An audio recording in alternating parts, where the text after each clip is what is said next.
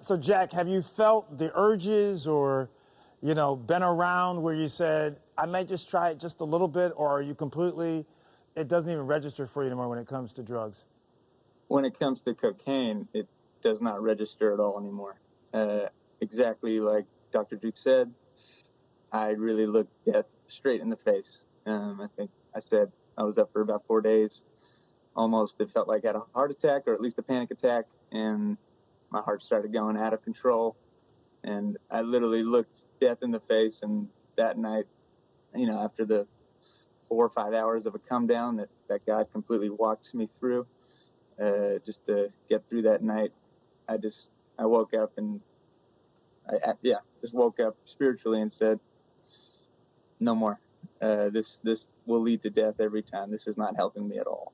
If I'm completely honest with you, I struggled with depression these last 2 weeks, and it was probably the worst it had been in 2 years. And if you don't mind me interrupting you, this is the story we're hearing over and over and over because of the lockdown. People aren't having their normal social interactions, their normal activities and meaning making out of their life. And so if you're prone to depression, here it comes. And if you have addiction also, it really is a life-threatening proposition. We're in here. This is why this has been so disturbing to me. And thank you for saying that. I appreciate it, because there are a lot of people just like you struggling precisely the same way. And you really might think about going to some Zoom meetings, because the 12-step is designed to support you through those experiences. It's really, you'll find armies of people who know exactly what you're feeling. And it's pretty nice to have other people that understand exactly what's happening to you. Jack, are you going to therapy right now still? Not at the moment. I have mentors in my life that talk me through it, but I go in and out of therapy. Usually when I'm in the heat of it, that's when I reach out to my therapist. So I do have a consistent therapist, but I don't meet with her, all the time. And Drew, can people dip in and out? Can they do it when they need it? I mean, or should it be, a constant presence? How does it work? I mean, not everyone is ready for optimum engagement, right? You gotta meet people where they are, and Zach's doing a pretty good job here, and he'll have his failures, and he'll learn from them, and hopefully he'll adjust course. He'll have a team watching him that will begin urging and motivating a more comprehensive sort of engagement with the process.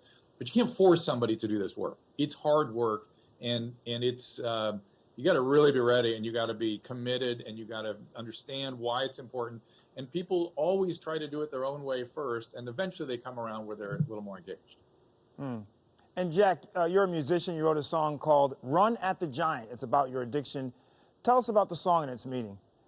The song is about facing those fears. The giant is the metaphor and for me, it was cocaine. That was the biggest thing in my life that I had to look at and overcome.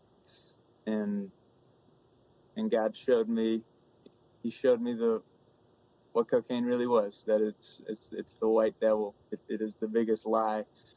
And because He was with me, and because I feel like God empowered me and strengthened me to get through that, I can run full force and charge the things that completely crippled me.